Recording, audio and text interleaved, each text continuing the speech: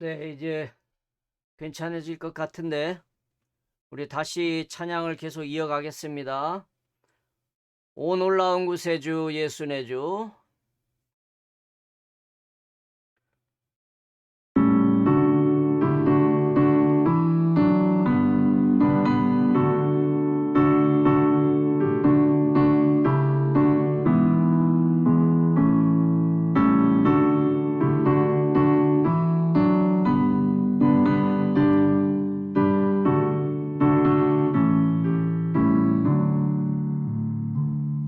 놀라운 구세주 예수의 주, 참 능력의 주시로다.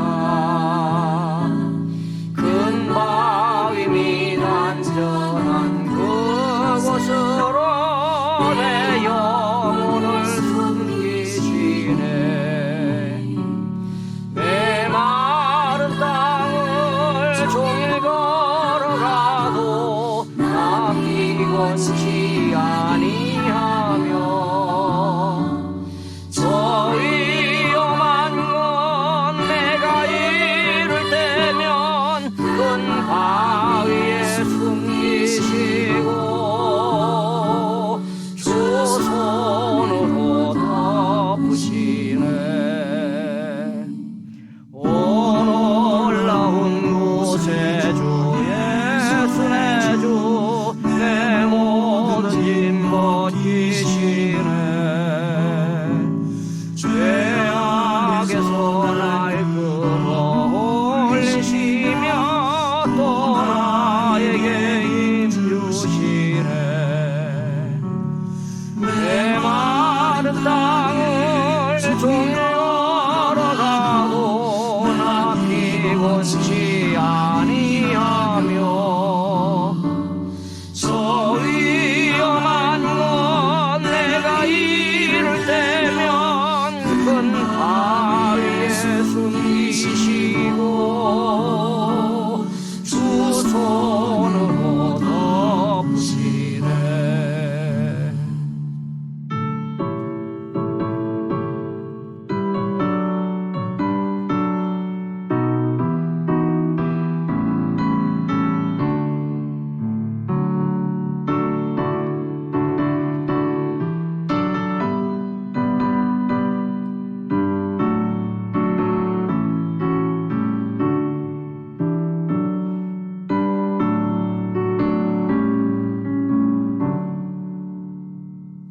증량 못할 은혜로 채우시며 늘 성령에 감아주사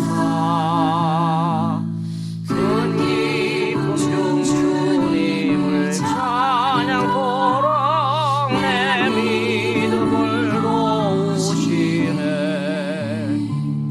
내 마른 땅을 종일 걸어가도 나 피곤치 아니하며,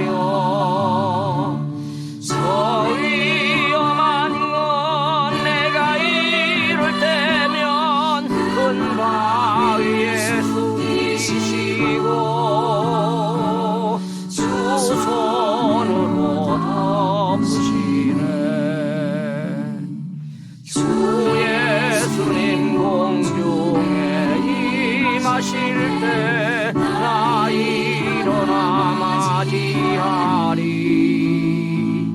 그 구원의 은총을 노래하리. 저 천군과 천사 함께 내 마른 땅을 종일 걸어가도 나 피곤치 아니하며, 저 위험한 건 내가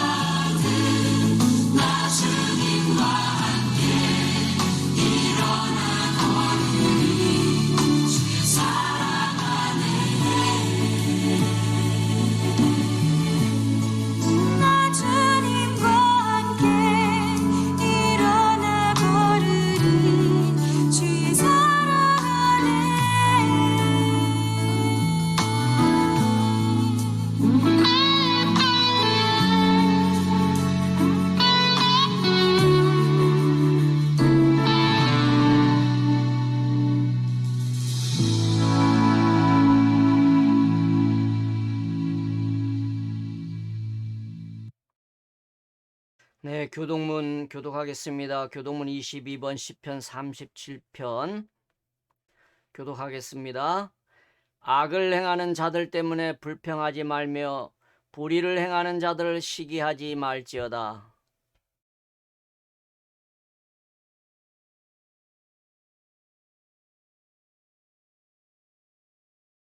여호와를 의뢰하고 선을 행하라. 땅에 머무는 동안 그의 성실을 먹을거리로 삼을지어다.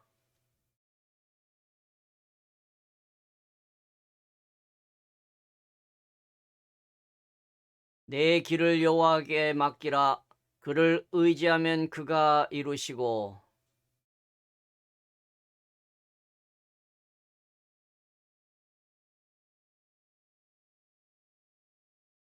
여호와 앞에 잠잠하고 참고 기다리라. 자기 길이 형통하며 악한 꾀를 이루는 자 때문에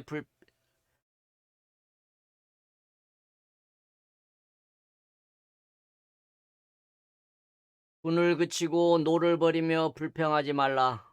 오히려 악을 만들 뿐이라. 아멘.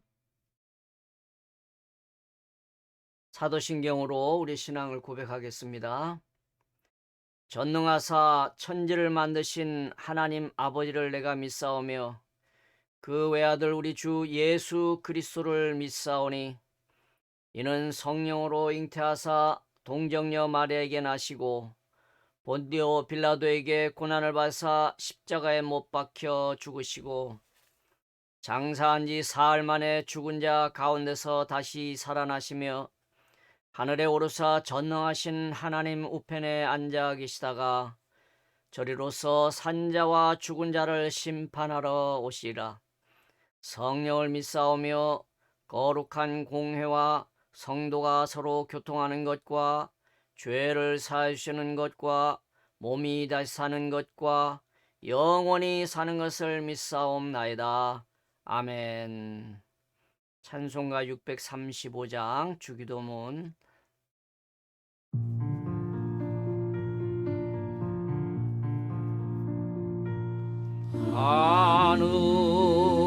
하늘에 계신 아버지 이름 거룩하사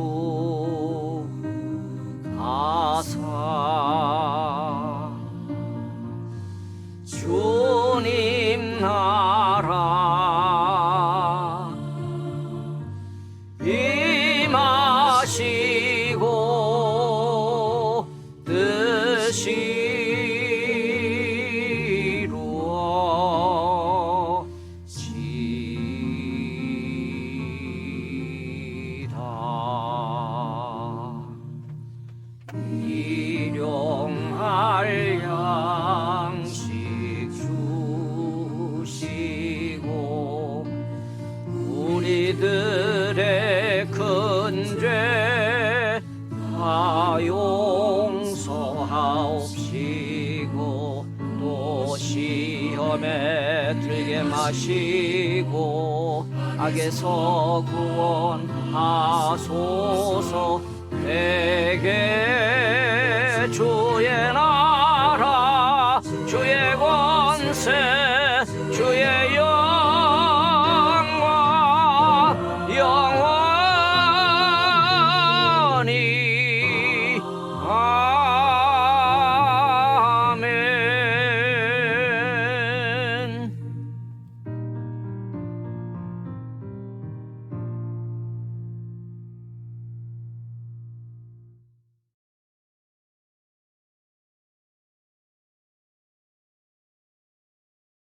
네, 여러분, 방송이 이 인터넷 상태 때문인지 이제 컴퓨터 문제인지 잘 모르겠지만 자꾸 이렇게 매 주일마다 특별히 달라진 건 없는데 근데 껐다 하니까 잘 되는 것 같아요. 또 다음 주부터는 미리 한번 실험적으로 해보고 다시 시작하든지 해야 되겠습니다. 공개 지금 그렇게 얘기하다 보니까 또 버퍼링이 생기는데 예배만이라도 좀 제대로 드릴 수 있도록 스트리밍이 잘 됐으면 좋겠는데,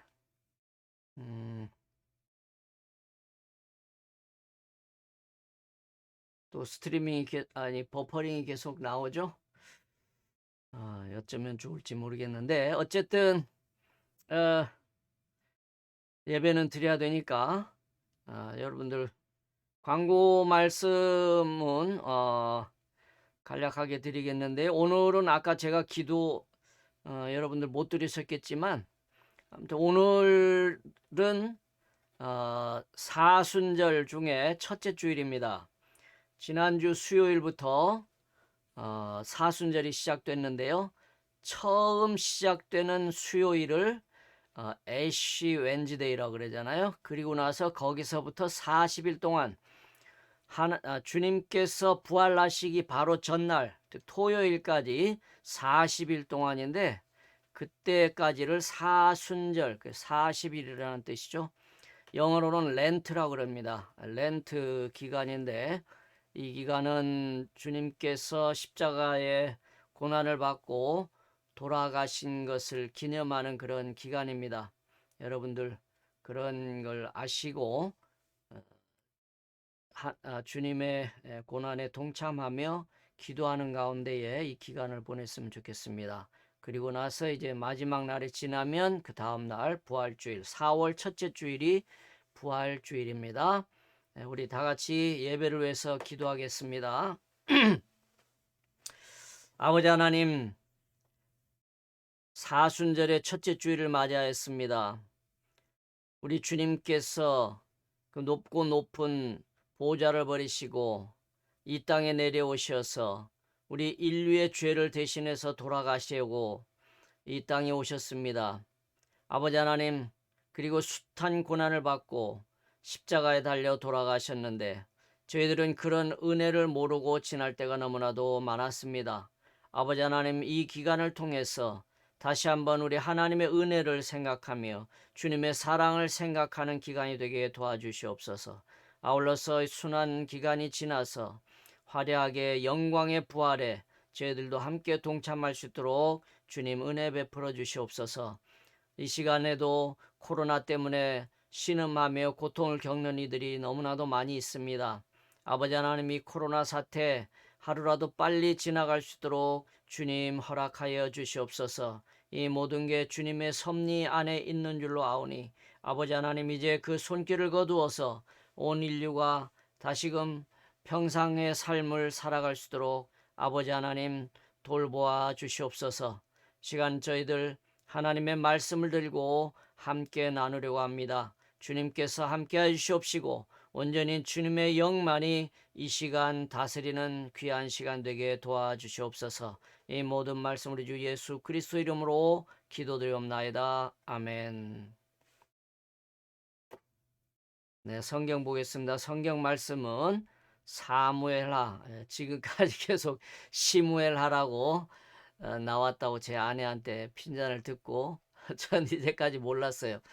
계속 시무엘하라고 그렇게 돼가지고 사무엘하 10장 1절부터 5절까지 우리 함께 교독하겠는데요. 마지막 5절은 같이 읽겠습니다.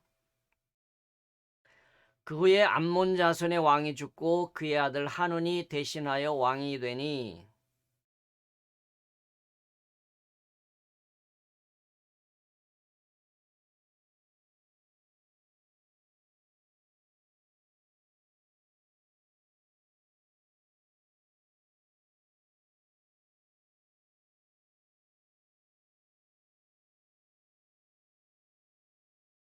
암몬 자손의 관리들이 그들의 주 한운에게 말하되 왕은 다윗이 조객을 당신에게 보낸 것이 왕의 아버지를 공경함인 줄로 여기시나이까. 다윗이 그의 신하들을 당신에게 보내 이 성을 엿보고 탐지하여 함락시키고자 함이 아니니까 하니.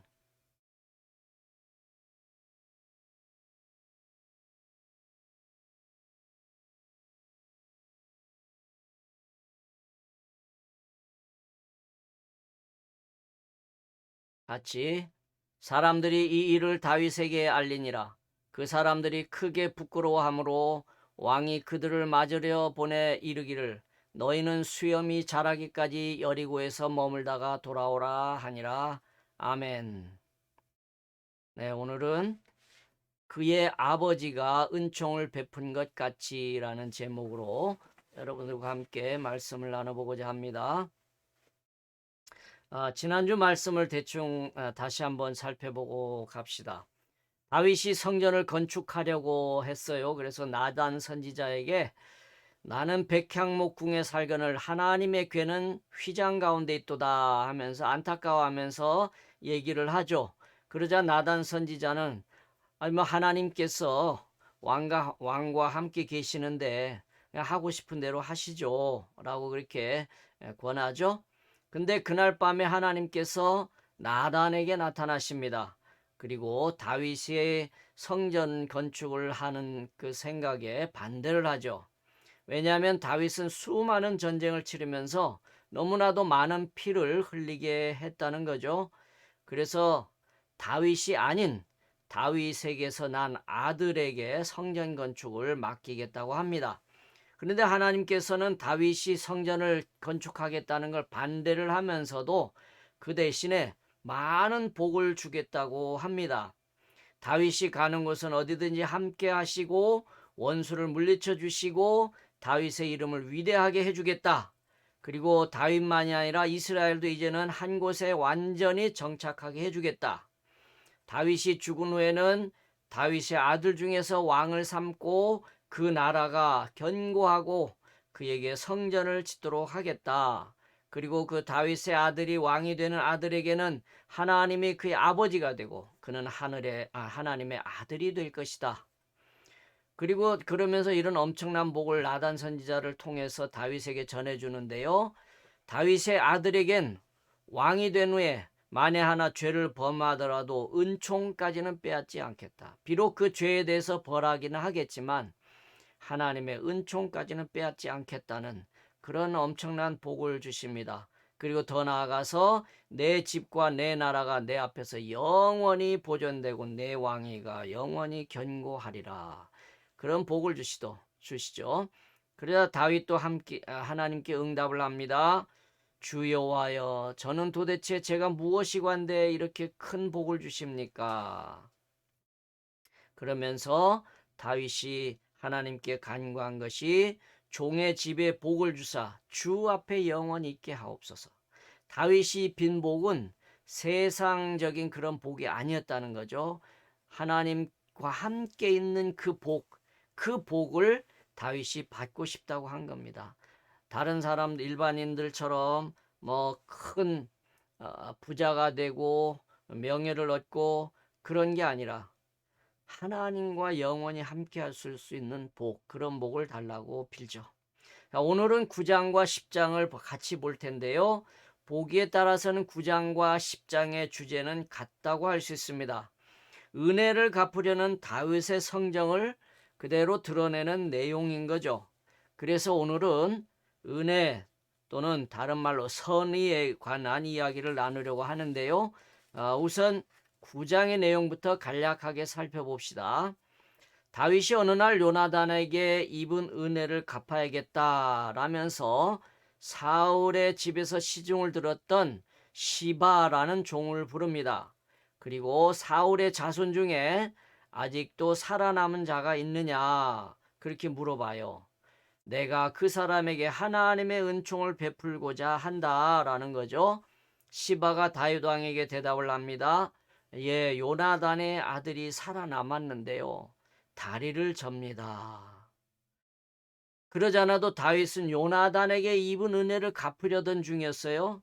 근데 마침 그 요나단의 아들이 살아있다니 정말 잘 된 것 같다 이거죠. 요나단의 아들이 다리를 절게 된 것은 이스라엘의 블레셋에게 패해서 멸망 위기에 처해 있을 때 이 요나단의 아들 이름이 무비보셋인데 이 무비보셋의 유모가 이 아기를 안고 도망가다가 이 무비보셋을 떨어뜨리는 바람에 다리를 다쳐서 두 발 다 절게 된 것이죠. 그래서 시바가 어디 어디에 이 무비보셋이 있습니다 라고 하니까 신하들을 그곳으로 보내서 요나단의 아들 무비보셋을 데려옵니다. 다윗이 무비보셋에게 말하죠. 무비보셋아, 무서워하지 마라. 내가 네 아버지 요나단에게 입은 은혜를 네게 다 갚겠다. 그래서 내 할아버지 사울 왕이 소유하고 있던 모든 밭을 다 내게 주겠다. 그리고 넌 항상 나와 함께 먹자꾸나. 그리고 시바에게 단단히 이릅니다. 사울과 그 집안이 소유하고 있던 모든 것은 다 무비보셋에게 주었다. 그러니까 너와 내 가족과 내가 거느린 종들은 다 무비보셋을 위해서 그 집안의 양식이 끊어지지 않게 해라. 무비보셋은 그날 이후로 다윗의 아들, 즉 왕자들처럼 왕의 식탁에서 함께 먹는 그런 영광을 누리게 됩니다. 아마 이때는 꽤 다윗도 나이가 많았을 때 같아요. 왜냐하면 무비보셋도 이미 그 아들들까지 있는 걸 보면 무비보셋도 이제는 성인이 됐다는 거잖아요. 성인이 돼도 한참 된 거죠. 그러니까 사울의 손자잖아요. 사울의 손자가 성인이 되고 또 그 자식들까지 볼 정도니까 상당히 세월이 흐른 다음이겠죠. 자, 이게 그 9장의 대강 줄거리고요. 이번엔 10장의 내용을 한번 또 살펴보겠습니다. 그 10장의 시대적 배경은 어느 때인지는 확실히 모릅니다. 어쨌든 그 어느 때예요.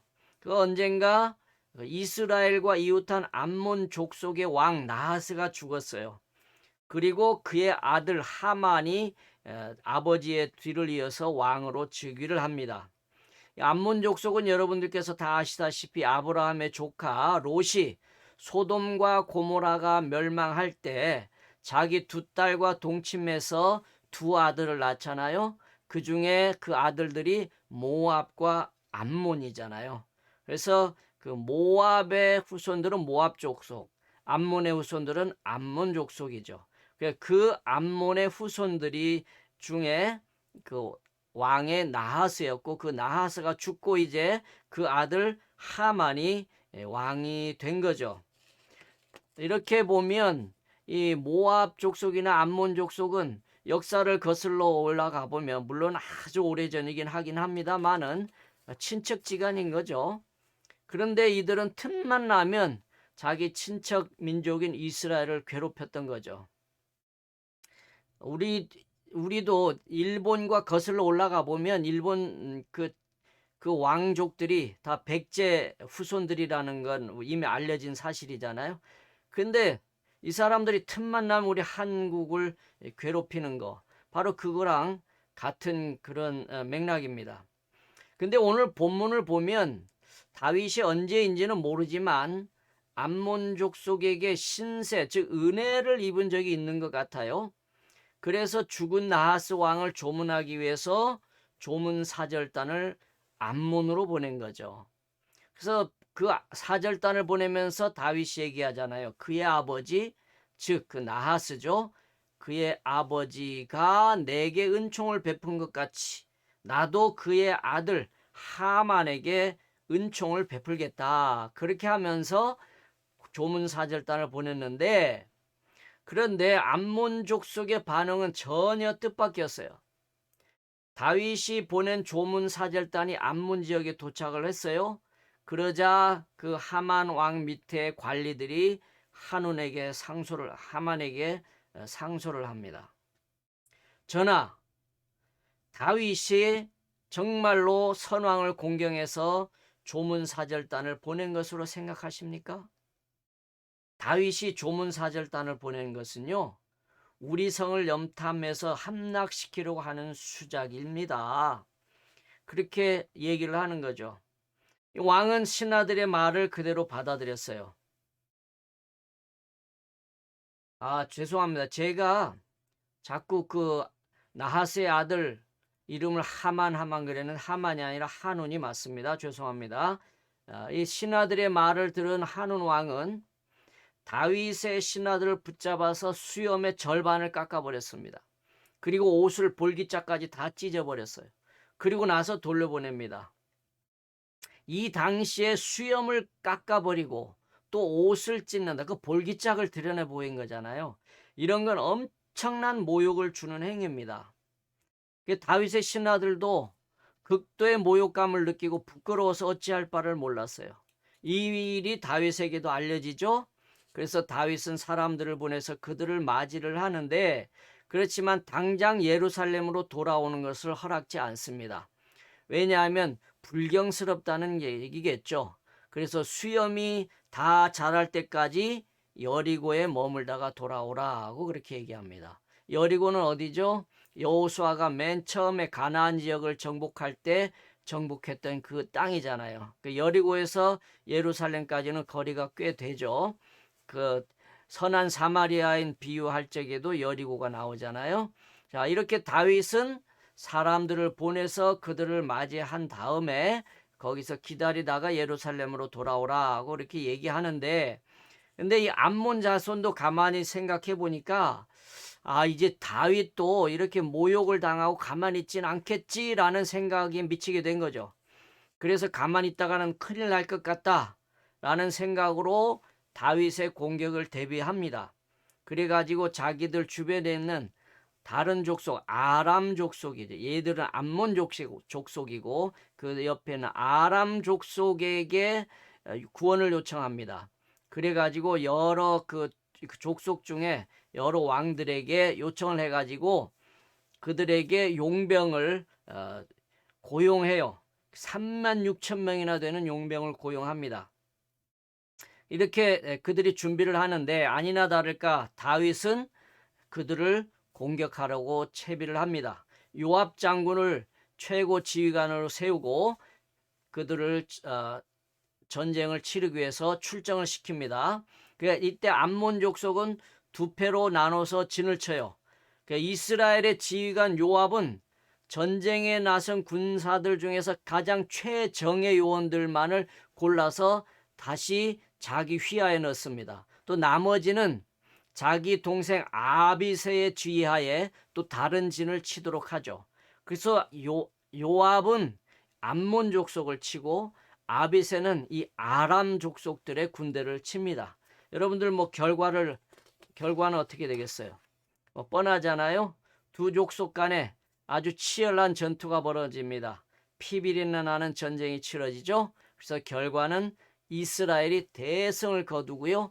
아람과 암몬 족속은 흔적도 없이 다 도망가 버립니다. 이게 10장의 대강 줄거리예요.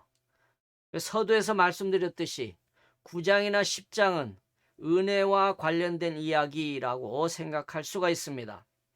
다윗이 예전에 은혜를 입었던 요나단이나 암몬 족속의 왕 나하스에게 그 은혜를 갚으려 했다는 내용이죠. 우리가 한평생 사는 동안 많은 사람을 만납니다. 또 그 사람들과 관계를 맺으면서 살아가는데요. 그리고 그 사람들과 사이에 은혜를 주기도 하고 은혜를 받기도 합니다. 그런데 우리 인간들은 은혜를 입었으면 그 은혜를 입는 게 일반적인 도리잖아요. 그래서 옛사람들은 은혜를 모르는 사람을 금수만도 못한 사람이라고들 얘기하죠. 금수, 즉 들짐승과 날짐승만도 못한 그런 사람들이라는 것입니다.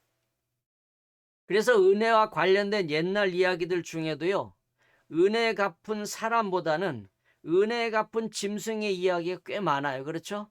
그래서 아마도 이런 정서, 은혜를 모르면 금수만도 못한 거다라는 그것을 정서를 드러내는 그런 이야기들 같아요. 어떤 사람이 노루와 뱀 이런 짐승들과 함께 홍수에 휩쓸려서 내려가고 있었어요. 이때 그 무태에 있던 사람이 그 사람과 짐승들을 함께 다 구해줍니다. 그래서 어느 날 노루가 그 자기를 구해준 사람을 어디로 온가 오라고 해서 가서 앞발로 땅을 긁는 신용을 해요. 그래서 그 사람은 이상하다 여기서 노루가 긁는 곳을 파봤습니다. 그러자 많은 돈이 나온 거예요. 그러면 당연히 큰 부자가 되겠죠. 이걸 본 그 물에 빠졌던 사람이 이 사람을 관가에다가 고발을 해요. 무슨 명목으로 고발을 했느냐? 이 사람이 도둑질해가지고 큰 부자가 됐다는 거예요. 고을 원님은 그 사람 말만 듣고 이 사람을 옥에다 가두죠. 결국 이 사람은 자기가 목숨을 구해준 사람 때문에 누명을 쓰고 감옥에 갇히게 되는 거죠. 자, 여러분, 우리도요, 살다 보면 이렇게 어처구니 없는 누명을 쓰고 은혜를 악으로 되받는 그런 경우가 많아요. 그렇죠? 아주 어려운 사람에게 선을 행했더니, 어려운 사람을 도와줬더니 나중에 엉뚱하게 되돌아오는 경우가 많습니다. 그래서 옛말에도 물에 빠진 놈 구해줬더니 뭘 내놓으라고 한다고요? 보따리 내놓으라고 한단 말이죠. 이런 경우 여러분들도 많이 겪으셨을 거예요. 아무튼 이렇게 돼서 옥에 갇혔어요, 이 사람이. 그러자 어느 날 옥에 갇혀 있는데 자기가 구해준 그 뱀이 감옥으로 슬금슬금 들어와요. 어떤 풀들을 가지고 옵니다. 그리고는 이 뱀이 그 사람을 콱 무는 거예요. 아니, 이거 웬일이에요? 자기를 구해줬는데 물어버린 거예요. 그러자 어떻게 되겠어요? 그 뱀독이 온몸에 순식간에 퍼집니다. 근데 그 뱀이 가지고 온 풀을 그 사람이 물린 자국에다가 넣어 덮었더니 그 독이 순식간에 빠지고 이 사람은 다시 정상으로 돌아온 거예요. 그래서 이 사람은 그 뱀이 가지고 온 풀을 잘 간직해 둡니다. 어느 날 이 고을 원님이 뱀에 물렸어요. 사경을 헤맵니다. 그래서 이 사람은 그 보관해뒀던 풀을 가지고 원님의 목숨을 구해줍니다. 그래서 원님이 이 사람이 옥에 갇히게 된 이유가 뭘까? 그때서야 자초지종을 들어봐요. 그대로 얘기했죠. 자기 누명 쓰고 들어왔다고. 그 다음 스토리는 뻔하겠죠? 어떻게 됐을까요? 물에 빠져 죽을 뻔했던 그 사람, 결국 그 사람이 옥에 갇히게 됩니다. 이런 전설이 있었다는 거죠. 자, 다윗은 가만히 돌이켜보면 우리 지금까지 쭉 다윗의 행적을 살펴보면서 왔잖아요. 가만히 돌이켜보면 자기가 신세졌던 사람, 자기에게 선의를 베푼 사람, 자기에게 고마운 은혜, 고마운 일을 해줬던 그런 사람에게는 꼭 갚으려고 한 그런 행적을 우리가 볼 수가 있어요. 얼른 생각드는 게 누굽니까? 길르앗 야베스 사람들이 기억나시죠, 여러분들? 길르앗 야베스 사람들이 뭘 한 사람이죠? 사울 왕이 블레셋과의 전쟁에서 죽고 자살을 하잖아요. 그러자 블레셋 사람들이 사울 왕을 데려다가 목을 자르고 이 벽에다가 매달고 그랬잖아요. 그때 길르앗 야베스 사람들이 밤새 몰래 가가지고 이 사울을 내려다가 화장시키고 장사를 잘 치러줬죠. 이걸 나중에 알게 된 다윗이 그들이 너무 고마워서 크게 보상을 해준 그런 내용 우리가 봤잖아요. 근데 오늘 내용과는 뭐 다른 내용 관련이 없긴 합니다만은 공교롭게 이 길르앗 야베스 사람들은요, 오늘 본문에 죽은 사람으로 등장하는 이 나하스 왕과 악연이 있는 사람들이에요.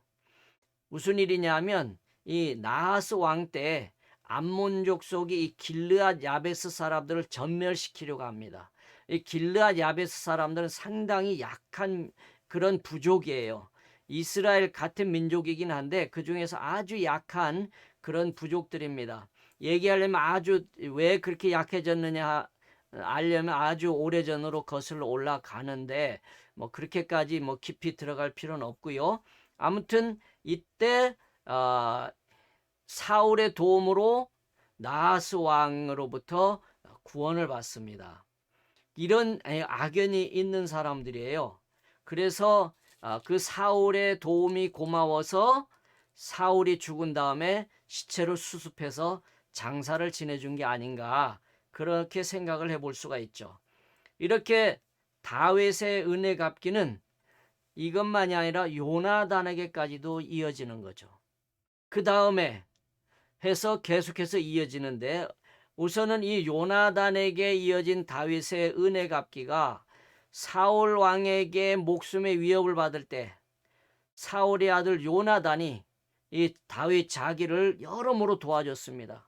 그래서 죽을 뻔한 고비에서 건지기도 하고 많은 위기에서 모면하는데 이 요나단이 아주 결정적인 역할을 해줬다는 거죠.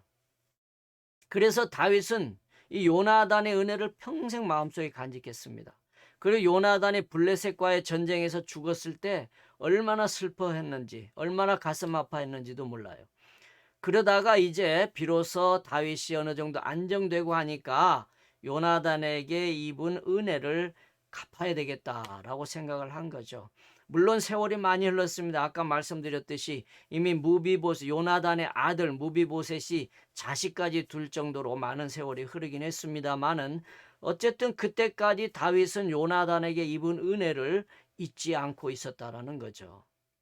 그래서 갚으려고 했던 거 갚았고요. 그 무비보셋에게. 그리고 다윗은 이번에는 암몬 족속 나하스 왕에게 받았던 그 도움에 대해서 이번은 다시 그것을 갚으려고 한 겁니다. 다윗이 언제 어떤 방법으로 나하스 왕의 도움을 받았는지에 대해서는 성경에 언급이 없습니다. 하지만 다만 추측해 볼 수 있는 건 다윗이 블레셋 땅에 있을 때 있었잖아요. 그때 아마도 이 암몬족 속의 도움을 받지 않았나, 나하스 왕 때. 그렇게 추측해 볼 뿐이지 정확한 건 아무도 모릅니다. 이처럼 다윗은 이렇게 자기에게 선의를 베푼 사람들에게 최대한 은혜를 갚으려고 노력했고 애를 씁니다. 근데 오늘 우리가 함께 봉독한 말씀을 보면 다윗의 선의를 악의로 되돌려 주는 장면이 나오잖아요. 바로 그 나하스 왕의 아들 한운과 그의 족속들이죠. 이 다윗은 순수한 마음으로 나하스 왕에게 은혜를 갚는 차원에서 조문을 갔는데 암몬 사람들은 오히려 다윗의 신하들을 간첩으로 몰고 아주 치욕스럽게 모욕을 줘서 돌려보낸 거죠. 서양 속담에 그런 말이 있답니다. 선을 선으로 갚고 악을 악으로 갚는 것은 사람의 일이다. 그러니까 자기가 받은 대로 똑같이 돌려주는 거죠. 은혜를 입었으면 은혜로 갚고 자기가 나쁜 일을 당했으면 그대로 갚아준 거. 이거는 사람으로서 할 수 있는 일이다라는 거죠. 그러니까 은혜를 입었으면 은혜를 갚는 것도 사람의 일이고 악을 갚는 것도 사람으로서 할 수 있는 일이다. 근데 선을 악으로 갚는 건 누구의 일이냐? 악마의 일이다. 선한 일, 은혜를 입었는데 악으로 그걸 갚는 사람들이 많단 말이에요. 저나 여러분들도 많이 당했을 겁니다. 그건 누구의 어떤 사람이 하는 짓이냐? 악마가 하는 짓이라는 겁니다. 그리고 또 하나, 악을 선으로 갚는 것. 이건 누가 할 수 있느냐? 그건 하나님의 일이다라는 말입니다. 다윗의 경우를 보면 다윗은 선을 선으로 갚기도 하고요. 때에 따라서는 악도 선으로 갚은 사람이에요. 다윗은 자기를 죽이려는 사울을 죽일 기회가 2번이나 있었어요. 하지만 죽이지 않았죠. 사울을 죽여버리면 더 이상 도망자 생활을 하지 않아도 되는데 그렇지 않았다는 겁니다. 결국 그 사울의 악한 짓을 다윗은 선으로 되갚았다라는 거죠. 근데 암몬 족속은 어땠습니까? 다윗의 선한 행위를 악으로 되돌려 준 겁니다. 성경에는 이 암몬 족속 외에도 선을 악으로 갚은 사람들의 예가 들어 있습니다. 가장 대표적인 사람이 가룟 유다잖아요. 예수님께서 제자 삼아 가지고 그렇게 함께 생활하다가 결국에는 자기 스승 예수님을 돈 몇 푼에 팔아넘기는 그런 선을 악으로 갚은 대표적인 사람이죠. 또 다윗처럼 악을 선으로 갚은 사람의 경우도 성경에 기록되어 있습니다. 누가 얼른 떠오를까요? 요셉의 경우가 그렇죠. 자기를 애굽 상인들에게 팔아넘긴 형들, 그래서 그것 때문에 엄청난 고생을 했던 요셉. 결국엔 애굽의 제2인자가 된 요셉이 나중에 형들을 만납니다. 형들을 보는 순간 당장 안갚음을 할 수도 있어요. 그렇게 하더라도 누가 뭐라고 할 수 없습니다. 그렇지만 요셉은 자기가 이제 자기들이 이제 이 동생 요셉에게 크게 혼날 것 같다고 생각해서 두려워서 벌벌 떠는 그 형들을 오히려 안심시키고 그들을 다 애굽으로 데려다가 살게 해줬다라는 거죠. 이렇게 선을 악으로 되돌려 받은 사람 중에 다른 어떤 사람과도 비교할 수 없는 사람이 있습니다. 누구겠습니까? 바로 예수 그리스도죠. 예수님은 인류를 구원하시기 위해서 이 땅에 오셨습니다. 그리고 자기 몸을 내줄 만큼 그렇게 선을 베푸셨어요. 하지만 은혜를 우리 인간들은 그 예수님의 은혜를 악으로 갚았다는 거죠. 근데 여러분, 은혜를 악으로 갚는 사람은요, 반드시 망하게 되어 있습니다. 암몬 족속이 그랬고요. 가룟 유다가 그랬잖아요.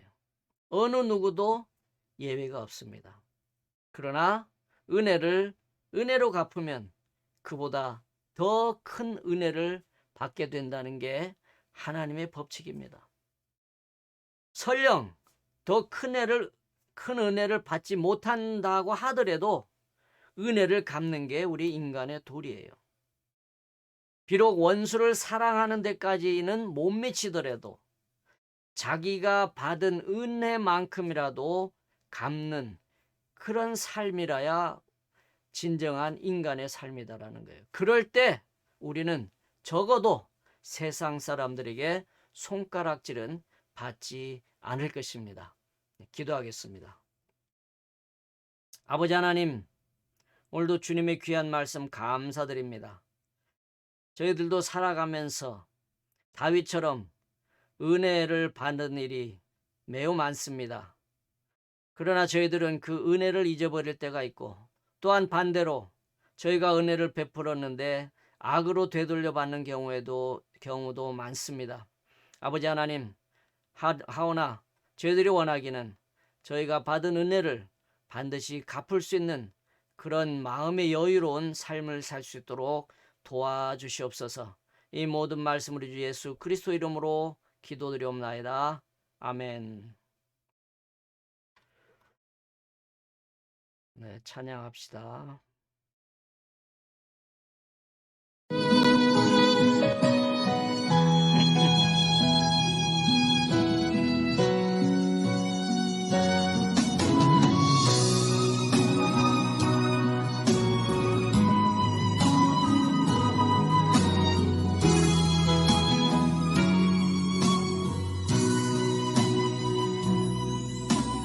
주님 다시 오실 때까지 나는 이 길을 가리라.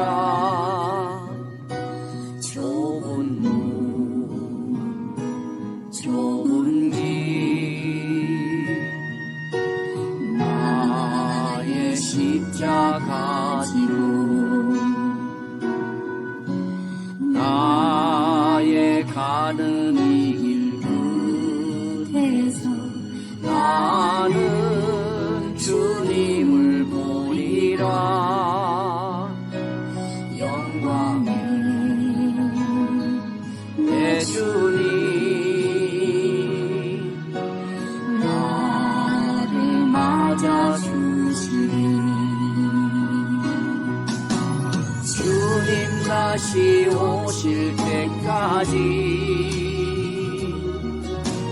나는 일어나 달려가리라.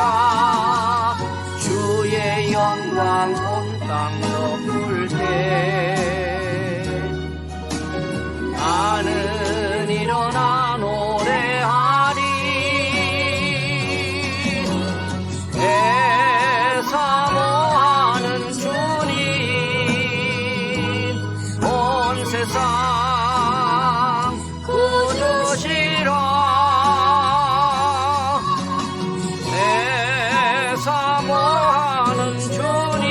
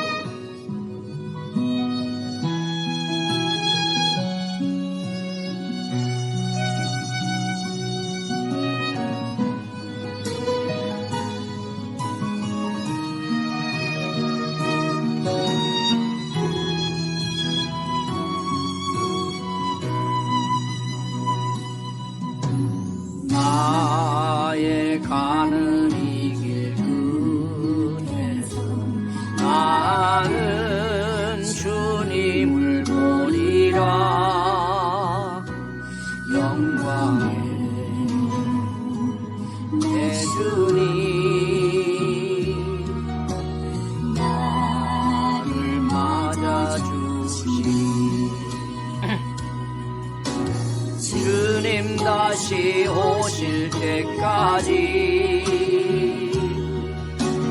나는 일어나 달려가리라. 주의 영광 온 땅 덮을 때 나는 일어나 노래하리. 내 사모하는 주님 온 세상 구주시라. 내 사모하는 주님 영광의 왕이시라. 내 사모하는 주님 온 세상 구주시라. 내 사모하는 주님 영광의 왕이시라. 영광의 왕이시라. 영광의 왕이시라.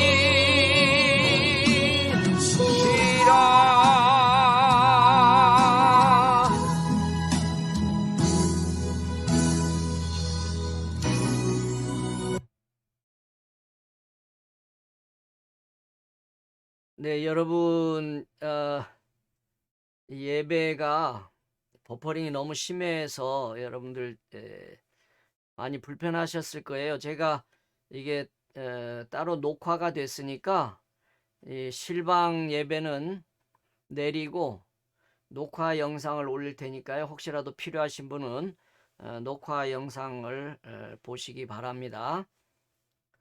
다 같이 기도하겠습니다.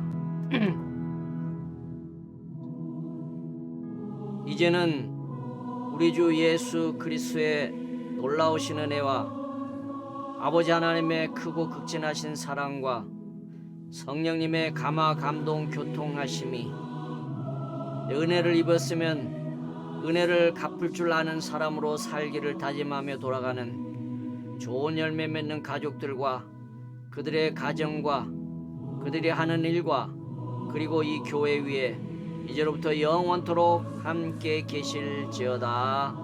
아멘.